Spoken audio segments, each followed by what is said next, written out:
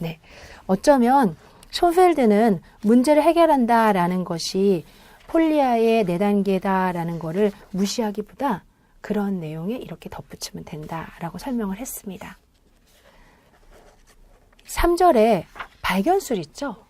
사실 수학적 발견술은 제가 전략 사용이에요. 그 다음에 여기서는 지금 식세우기 전략을 사용해서 문제를 풀었죠 라고 얘기하는데, 우리 폴리아 할아버지는 이런 연구를 할 때 그 전까지 많은 학자들이 어떻게 문제를 풀었나를 한번 훑어보셨어요.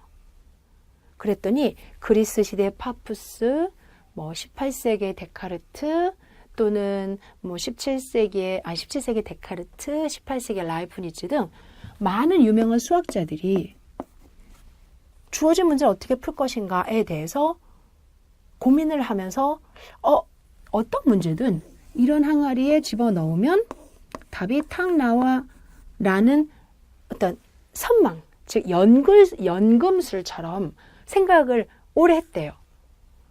내가 만약에 이런 방법을 하나 알려놨어. 그래서 어떤 문제든 집어넣으면 X가 얼마가 탁 나오는 게 있다면, 우리 컴퓨터가 좀 그런 편이죠, 최근에는. 그러면 그 사람은 됐다 유명한 사람이 되는 거겠죠. 그리고 세상에 있는 모든 사람들의 문제를 해결해 줄 수 있는 영웅이나 마찬가지죠. 과거에 발견수를 연구했던 사람들은 이와 같이 모든 문제를 해결할 수 있는 방법에 대해서 연구를 했답니다. 그 중에 파푸스란 사람은 분석법과 종합법이라는 걸 이용해서 세상에 있는 모든 문제를 해결할 수 있을 것이다. 데카르트란 사람은 모든 문제를 대수문제로, 모든 문제를 수학문제로, 수학문제를 대수문제로, 대수문제를 하나의 식세우기 문제를 바꾸면 해결이 될 것이다. 그 다음에 라이프니츠는 모든 문제마다 다 알고리즘, 해결할 수 있는 절차가 있을 것이다. 그 다음에 볼자노라는 사람도 있었는데요. 볼자노는 모든 문제를 어떻게 해결할 거다도 중요하지만 조용히 해야 된다. 너무 빛이 밝으면 안 된다. 그 다음에 등등 이런 환경이 되게 중요하다. 이런 이야기를 많이 했대요. 그래서 이 4명이 폴리아 How to Solve It의 연구를 하기 위해서 분석한 역사적인 인물들이에요. 그러한 부분과 관계에서 222페이지에 수학자 폴리아는 수학 교육은 수학적 사고, 즉 수학을 하는 정신적 활동의 교육이라고 보고 수학적 사고의 교육에 유용한 연구 결과를 많이 발표했는데, 그 중에 하나가 heuristics, 발견술이라고 합니다. 이때 발견술이란 이제 정의예요. 문제 해결에서 전형적으로 유용한 발견과 발명의 방법과 규칙, 전략과 전술을 말합니다. 전형적으로라는 뜻이 무슨 말이에요? 정형은 아니에요. 정형이라는 건 정해져 있다는 뜻이죠. 전형적으로는 많이 활용되는, 전반적으로 알려진 이런 뜻이잖아요.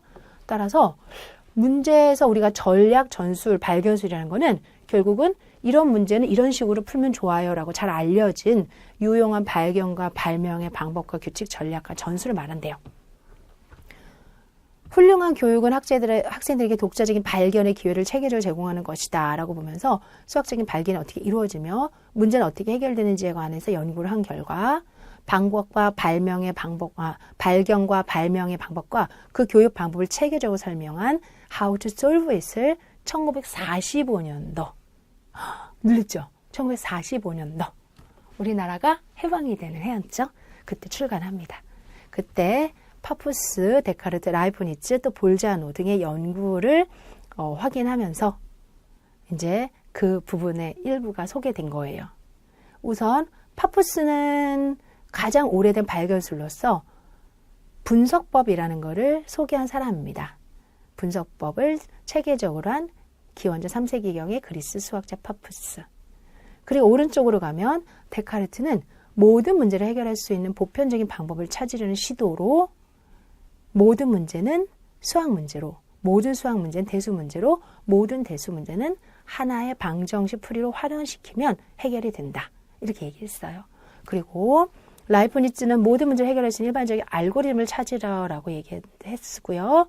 또 폴리아는 파푸스나 데카르트, 라이프니츠 등의 연구로부터 발견술에 대한 기록을 정리하고 문제 해결에 전형적으로 유용한 사고 조작을 추출하여 이를 상식적인 질문과 권고 형태의 대화체로 표현하여 적절한 순서로 배열합니다. 사실 우리가 앞에서 했던 파푸스나 데카르트, 라이프니츠 등을 뭐라 불러요? 고전적 발견술사 이렇게 불러요. 폴리아는 현대적 발견술사. 고전에서의 이 사람들은 어땠어요? 취지가 다 하나였죠. 내 방법을 이용하면 답이 나와. 이렇게. 그래서 그 방법 하나를 집중하는 데 시간을 뒀다면 폴리아는 어떤 문제를 만나더라도 문제를 이해하고 계획하고 실행하고 반성하면 해결이 돼. 또 다양한 전략 등을 사용하면 해결이 돼. 또 그때 교사의 또는 연구자를 도와주는 사람들의 발문이 이러면 해결이 돼. 등의 그 보편적인 어떤 발견수를 설명했어요. 그래서 좀 전에 뭐라고 이야기했어요? 223페이지 맨 밑에 문제 해결에 전형적으로 유용한 사고 조작을 추출하여 이를 상식적인 질문과 권고 형태로 대화체로 했다. 이런 이야기가 그렇게 했다고 생각하시면 됩니다. 또한 수학이라는 거는 완성된 게 아니라 발생 과정의 수학이다. 실험적이고 귀납적 과학이다. 이렇게 강조하면서 귀납, 유추, 추측 이런 부분을 강조했고요. 또 수학자의 창조적인 연구의 결과는 이후 연역적 추론 즉 증명. 결과는 연역 추론이나 증명이지만 그 증명이라는 거는 귀납이나 유추와 같은 개연적 추론과 추측에 의해서 발견된 것 아니냐 이런 연구들을 How to Solve에서 막 집어넣었어요. 그래서 이후에 뒤쪽에 가면 귀납, 유추에 대한 추측 그런 부분과 발문 또는 교사가 여러 가지 사용할 수 있는 전략 또 시범, 모방과 실행, 질문과 권고 이런 것들을 소개를 하게 되는 겁니다. 이름이 뭐라고 그랬죠? How to solve it. 이 How to solve it, 어떻게 문제를 풀 것인가는 외부에 여러분들이 꼭 준비하셔서 필독서예요. 필독서, 수학교육에서는. 지금까지 문제란 무엇인가를 바탕으로 문제 역사, 좋은 문제, 문제에 대한 여러 가지 구성 요소들, 문제 종류, 그리고 전반적인 내용들, 그다음 문제 해결 요인, 자원, 발견술, 통제, 신념 체계, 특히 통제에 대한 이야기를 했습니다. 이후 잠시 이제 지나서는 문제를 해결하는 과정인 폴리의 문제 해결 대단계와 그 다음에 문제 제기 또는 수학적 모델링 이런 부분에 대해서 함께 공부해 보도록 할게요.